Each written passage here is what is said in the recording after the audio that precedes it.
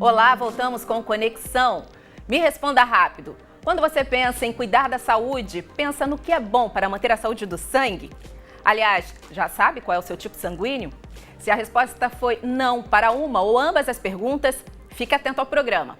O doutor Luiz Amorim, diretor da Hemorrio, membro da Associação Brasileira de Hematologia, Hemoterapia e Terapia Celular, e também a professora de Nutrição Clínica da UERJ, Cláudia Coppli, trazem dicas importantes para você se cuidar. Para a gente se cuidar, me incluo nessa. Tudo bem com vocês? Tudo bom. Sejam bem-vindos ao Conexão também. Doutor Luiz, para começar, explica a verdade para a gente, qual é o real sentido do sangue bom. No popular, sangue bom é gente boa, camarada, mas em se tratando de saúde. Essa pergunta é muito interessante, Eliane, porque ela remete a toda a carga simbólica que envolve o sangue. O sangue tem um simbolismo muito forte, desde sempre, na história da humanidade e ao longo dos séculos, né? Basta pensar em expressões, por exemplo, como o sangue subiu a cabeça, ou então sentir o sangue gelar nas veias, ou então mantive o sangue frio, ou então todo sangue quente. Nada disso tem fundamento, digamos, científico. São expressões que usam sangue pelo seu forte caráter simbólico. Sangue bom é uma coisa parecida, não? O que seria ter sangue bom? Na verdade, o sangue é um tecido que circula pelo organismo e tem uma interação, óbvia, muito grande com todos os órgãos, com todas as partes do corpo. Então, qualquer problema no corpo pode se refletir no sangue, pode causar um problema no sangue e vice-versa. Qualquer doença primária, específica do sangue, também pode causar danos à distância. Então, é uma interação muito próxima dos dois, do sangue e do organismo. E sangue bom seria uma pessoa que não tem problema nem de saúde, que não tem pressão alta, que não tem colesterol alto, que não tem triglicerídeo alto, enfim, que tem uma vida normal e funções normais e que também não tem nenhuma doença do sangue, como anemia, como leucemia, enfim, doenças específicas do sangue. Então, seria uma pessoa que está vivendo o melhor dos mundos, esse é o verdadeiro sangue bom, né? Mais uma vez, levando a esse caráter simbólico do sangue. Tá bom, assim, no fundo a missão dele, então, qual é? É difícil dizer que o sangue tem uma missão só, porque tem muita coisa no sangue. O sangue é um tecido que tem uma parte celular, são células, e aí as 3 células do sangue são os glóbulos vermelhos, os glóbulos brancos e as plaquetas, né? Então, cada um tem a sua missão. A missão dos glóbulos vermelhos, aí sim, uma missão única, é transportar oxigênio para todas as células, todos os órgãos do nosso corpo. Então, sem oxigênio a gente não sobrevive, quem leva oxigênio são os glóbulos vermelhos. Essa é a missão do glóbulo vermelho. Inclusive, lhe cortando rapidinho, já temos aí uma ilustração na tela, inclusive foi pesquisa aqui da doutora Cláudia Coppli para a gente, uma contribuição para o programa, aí está indicando bem. Exatamente, né? Os glóbulos brancos, então, são células que ajudam principalmente a combater as infecções e as plaquetas são células pequenininhas que têm como função principal prevenir hemorragias, prevenir sangramentos. Além disso, existe a parte líquida do sangue, que é o plasma. A gente tem a parte celular e a parte líquida, que se chama plasma. A maior parte do sangue, 55% do sangue, é composta por plasma. Essa ilustração mostra muito bem isso, né? Plasma é essa parte amarela, clarinha. E o plasma tem centenas de proteínas. Cada uma dessas proteínas tem uma função, né? Não dá para a gente falar de todas elas, mas para dar um exemplo de uma proteína no plasma que muita gente conhece, é o fator 8 da coagulação. É uma proteína que ajuda o sangue a coagular, que previne sangramentos depois de pequenos traumas, por exemplo. Há pessoas que nascem sem produzir o fator 8, é um problema genético, se chama hemofilia. Então, as pessoas que têm propensão a sangramentos ao longo da vida. Então, é um exemplo apenas de função das proteínas do sangue. Há muitas, né? Essas proteínas não são produzidas no sangue, são produzidas em diversos órgãos, principalmente no fígado, mas é o sangue que as leva para todo o organismo. Agora, Cláudia, como a alimentação pode contribuir para a manutenção da saúde do sangue? Olha, a alimentação é um elemento chave para que a gente consiga ter os substratos para ajudar a medula a produzir sangue, né? Então, existem alguns nutrientes que são importantíssimos que a gente consuma todos os dias, a fim que a gente consiga ter uma produção adequada de sangue, né? Então, a gente tem a vitamina A, temos o ácido fólico, muito famoso, todo mundo fala muito nele. Temos a cianocobalamina, a piridoxina e 2 micronutrientes minerais que são essenciais, que é o ferro e o cobre. Sem eles, aquela parte vermelhinha que nós vimos na figura anterior, ele não existiria. Então, a formação das células vermelhas precisa principalmente desses micronutrientes, né? Hoje, o grande problema da alimentação mundial é justamente esse. O fornecimento adequado dos micronutrientes. E o sangue bom tem que ter micronutrientes, né? Bom, senão não passa no teste. Olha, antes da gente prosseguir com a conversa, vamos conhecer os caminhos que o sangue percorre em nosso corpo. O programa Almanac Saúde, exibido aqui pelo canal Futura, já dedicou um episódio inteirinho à circulação sanguínea. O vídeo está disponível no futuraplay.org e a gente vai assistir agora um trechinho.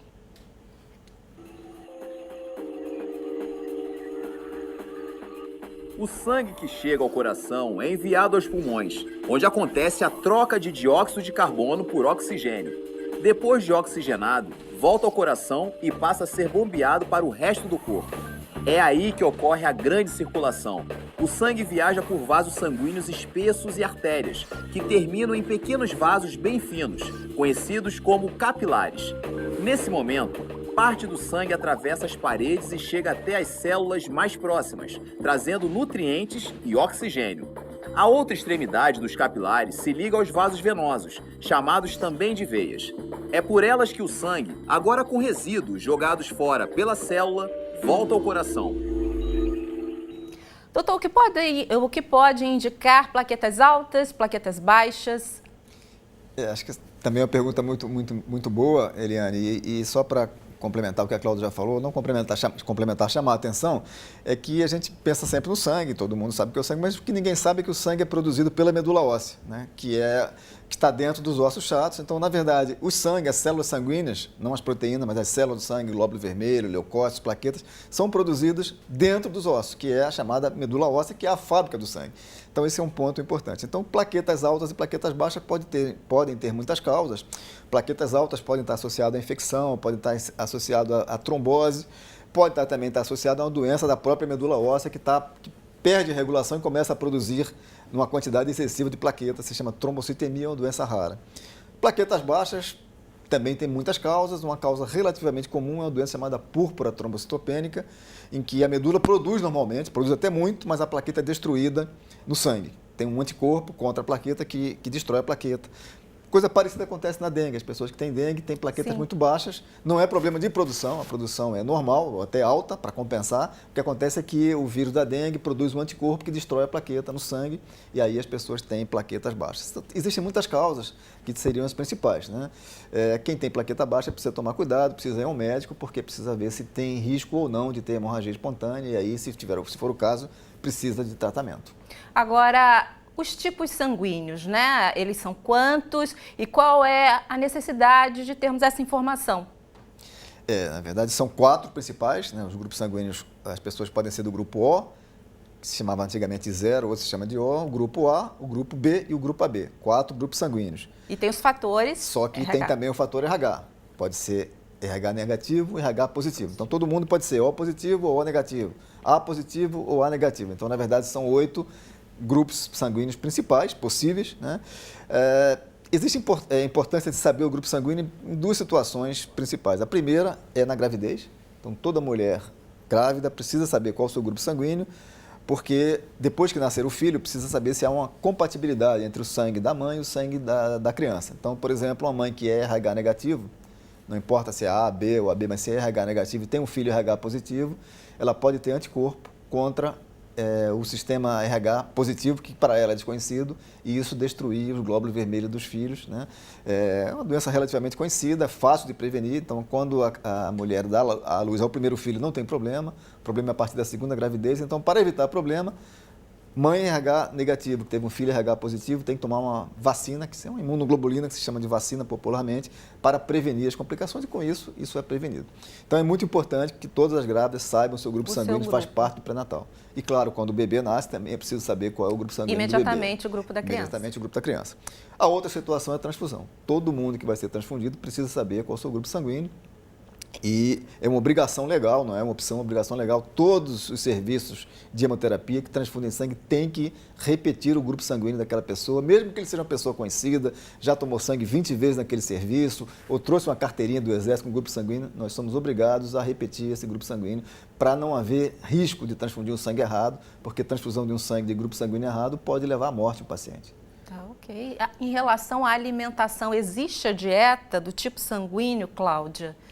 Isso aí é uma questão que desde a década de 90 está sendo ventilada, dieta do grupo sanguíneo, né? Sim. É uma proposta pelo Adamo, tem o livro, Peter Adamo, não é isso? Isso.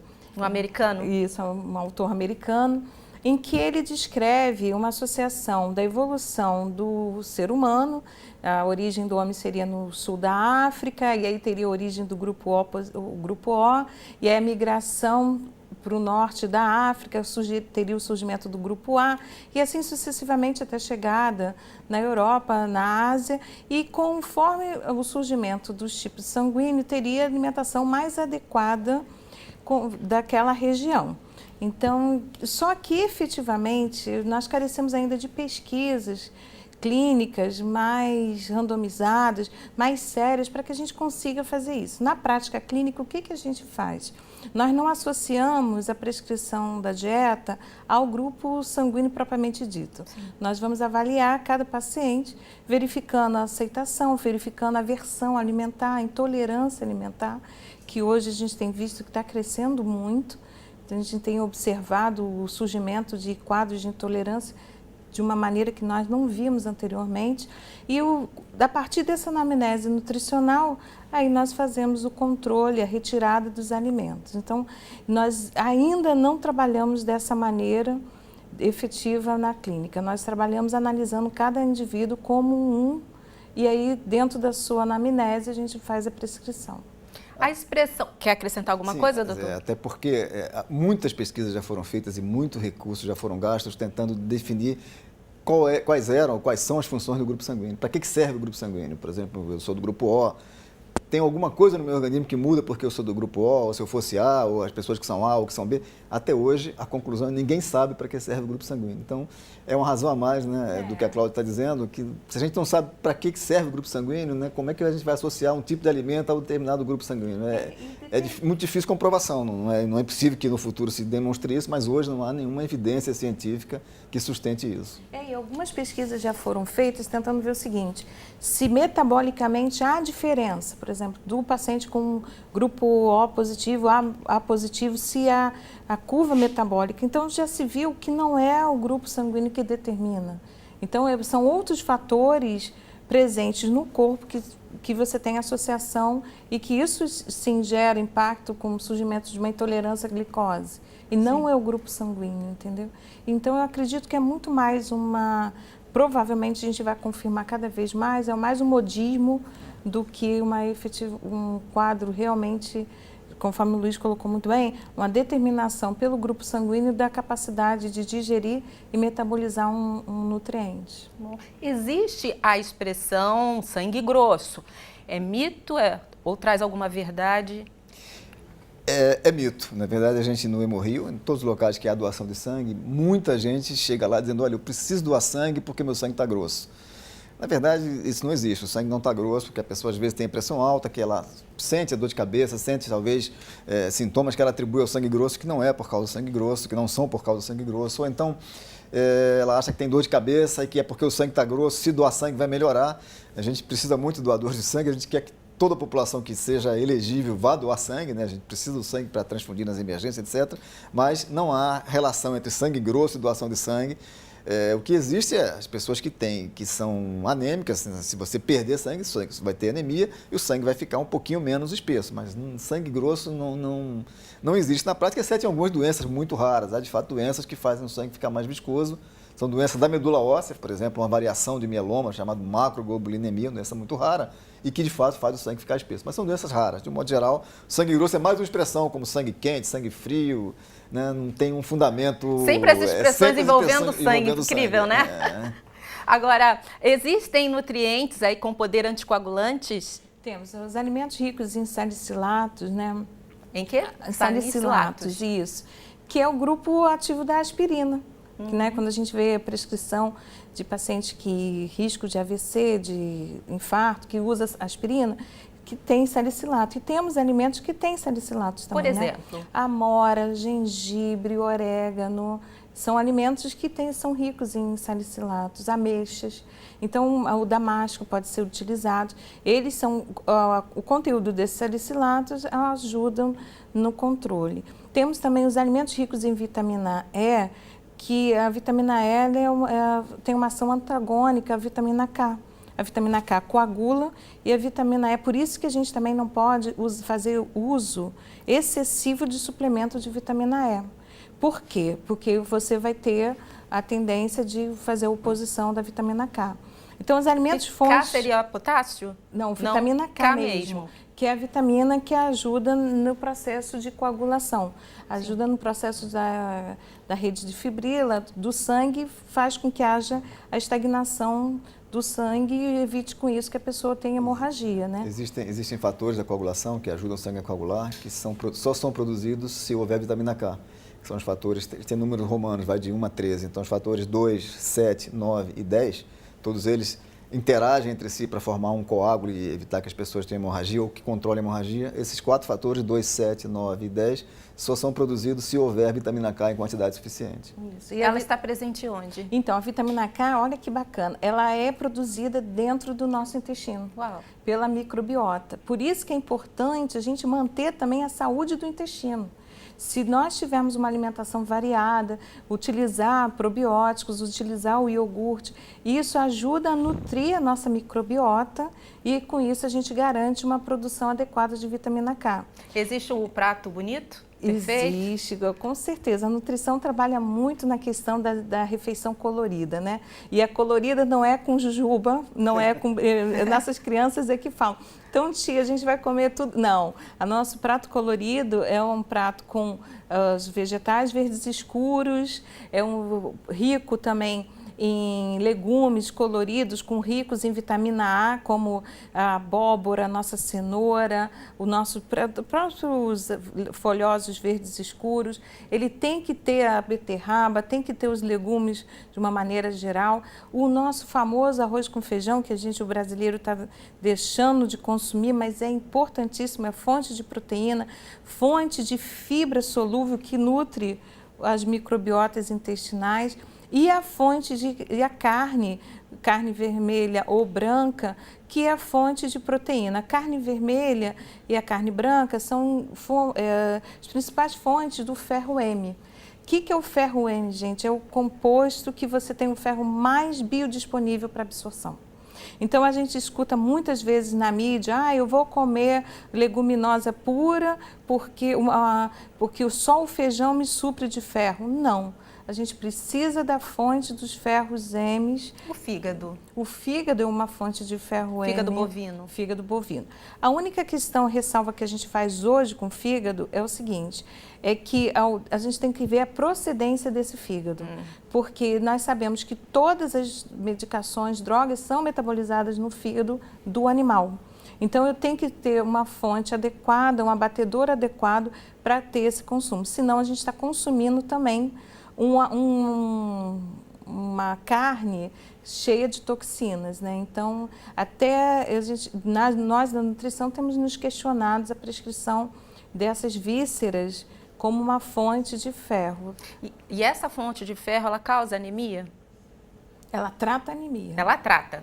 Isso. Ela trata. O ferro M é o ferro melhor disponível para evitar a presença da anemia e tratá-la, né? Então, a gente faz isso. E se eu tenho uma opção de uma alimentação vegetariana, eu necessariamente preciso agregar nas refeições o suco de uma fruta cítrica ou então o alimento cítrico no prato, para garantir que aquele ferro de uma disponibilidade pior, ele consiga ser melhor absorvido. Agora, o ferro, ele trata a anemia. Agora, o que costuma levar a essa doença? E, enfim, tem pessoas que têm anemia sempre, né? Detectam uma pequena anemia, se é que a gente pode chamar assim, a cada exame que faça, enfim, todo ano, regularmente. Existem muitas causas de anemia, mas de longe a mais comum é falta de ferro. Falta de ferro no organismo, que é relativamente comum em crianças menores de 5 anos e é muito comum em mulheres jovens, mulheres em idade fértil, entre 14, 15 anos e 45 anos. Por quê? Porque as mulheres todo mês menstruam e todo mês perdem sangue pela menstruação. Não é um volume grande, exceto em algumas situações, mas essa menstruação leva a uma perda constante, mensal de ferro, o que faz com que as reservas de ferro das mulheres sejam muito menores do que as dos homens. Consequentemente, as mulheres em idade fértil tem muito mais propensão a ter anemia. E muitas mulheres menstruam muito mais do que o habitual, ou do que o normal. Menstruam 5 dias, 7 dias, 10 dias, às vezes trocam inúmeros tampões durante o dia, né? E às vezes elas falam, não, mas eu sempre fui assim. Sempre foi assim, mas sempre teve anemia. Então, muitas vezes é isso, né? Faz um hemograma, tem anemia, continua menstruando muito e não trata nem a menstruação, nem o excesso de menstruação, que às vezes, né, não é tão fácil tratar, mas não repõe ferro. Ele precisa realmente repor ferro com alimentação e muitas vezes com um complemento, com medicação. Então, essa de longe é a causa mais comum no Brasil, no mundo. Para você ter uma ideia, 4% das nossas doadoras de sangue são anêmicas, não podem doar porque tem anemia por carência de ferro, porque tem menstruação excessiva. Bom, a dica então é que realmente acompanhe, é muito importante. Não é normal ficar com anemia por falta de ferro, mesmo que você menstrue muito. Tem que tratar as duas coisas, a falta do ferro e a causa da falta do ferro, que é a menstruação excessiva. E só um parênteses da questão da anemia, porque a gente que trabalha com pediatria, tem me assustado muito ver crianças com anemia ferropriva, que é a carencial que a gente está falando, e sendo considerado como normal. Gostei muito da fala do Luiz, anemia não é normal. Então, se a criança tem uma hemoglobina baixa que caracteriza a anemia, tem que tratar. Tem que tratar. Olha, eu vou pegar a dica aqui do Dr. Luiz, que já falou sobre a questão da doação de sangue aqui, ele vem representando o Hemorrio, e vou trazer uma informação para você. O Brasil possui uma lei que dispõe sobre a doação voluntária de sangue. É a Lei 1075, de 25 de março de 1950. Ela, por exemplo, dispensa do ponto o funcionário público, civil, de autarquia ou militar, que comprovar a contribuição para um banco oficial no mesmo dia. Já o voluntário não militar, que trabalhe pelo regime de CLT, também poderá se ausentar do serviço sem prejuízo de salário por um dia a cada 12 meses, ou seja, uma vez por ano. Também é preciso comprovar a doação nesse caso. O homem pode doar a cada 2 meses e as mulheres podem doar sangue a cada 3 meses. E de uma única bolsa de sangue, doutor Luiz, quais componentes vocês retiram? Muita gente desconhece isso, de cada doação de sangue, que a gente chama de sangue total, né? Que é o sangue tal como corre nas nossas veias, mais ou menos meio litro, um pouco menos de meio litro cada doação. Mas dessa bolsa de sangue total, a gente prepara 3 ou, em geral, 4 componentes sanguíneos, que são os glóbulos vermelhos, que são usados para tratar anemia, para uso em cirurgia, pessoas que sofrem trauma, que têm hemorragia grande, têm que tratar com glóbulos vermelhos. A gente faz concentrado de plaquetas, então pessoas, por exemplo, que fazem quimioterapia, a quimioterapia faz baixar a plaqueta, a pessoa fica sob risco de sangramento. Para evitar o risco de sangramento, toma plaqueta, toma transfusão de plaqueta. É feito também o plasma, que é a parte líquida do sangue, que a gente guarda congelado. Quando a pessoa precisa de alguma proteína do plasma, por alguma razão não tem aquela proteína, perdeu ou não produz, nasceu sem produzir, pode ser feito plasma. Às vezes a gente consegue fazer só a proteína. Existem remédios que são feitos industrialmente, pegam plasma e fazem a purificação. E também um outro componente chamado crioprecipitado, que é usado para tratar pessoas que têm um déficit de fibrinogênio. Isso acontece muito em traumas, em pessoas que sofrem violências ou que são baleados e que sangram muito. Essas pessoas têm uma perda de fibrinogênio, que é uma proteína da coagulação, é o fator 1 da coagulação. E o tratamento é reposição de crioprecipitado. É muito importante saber uma outra coisa, que o plasma, 20% do plasma que a gente produz, que a gente obtém das doações de sangue total, são transfundidos. 80% sobra. O que é que a gente faz? Joga no lixo? Não. Essa sobra é muito importante porque ela é matéria-prima para a indústria de hemoderivados, né? O que são hemoderivados? São medicamentos produzidos a partir do plasma humano. Aquelas proteínas todas, aquelas 100 proteínas que estão lá, algumas delas a gente consegue purificar na indústria. Por exemplo, albumina, fator 8, que é hemofilia A, fator 9, que é hemofilia B, o próprio fibrinogênio. Tem uma série de proteínas, a indústria purifica e consegue ter o medicamento pronto para tratar apenas aquele produto que o paciente precisa. Olha, a conversa está muito interessante, mas já chegamos no minuto final. Antes de encerrar, deixe, por favor, a mensagem do Dr. Luiz de exames que são importantes para a gente fazer regularmente e cuidar da saúde do sangue. Olha, eu acho que em relação à saúde, especificamente o sangue, um hemograma anual em pessoas com mais de 30 anos de idade, com mais de 35 anos, é muito interessante. Vai saber se a pessoa tem anemia, tem problema nas plaquetas, tem problema nos glóbulos brancos, ou às vezes, pelo hemograma, a gente consegue detectar problemas em outros órgãos, não no sangue, mas que se refletem no sangue. E é bom porque também vai garantir a qualidade do sangue que vai poder doar. Exatamente. Porque a doação é muito importante. Muito obrigada, doutor. Muito obrigada, Cláudia, também pela sua participação no Conexão. Foi bom contar com vocês aqui. Tá, obrigada. Obrigada a você de casa também. E não esqueça que é possível rever esta e outras conversas do Conexão no futuraplay.org. Um beijo, até a próxima. Tchau.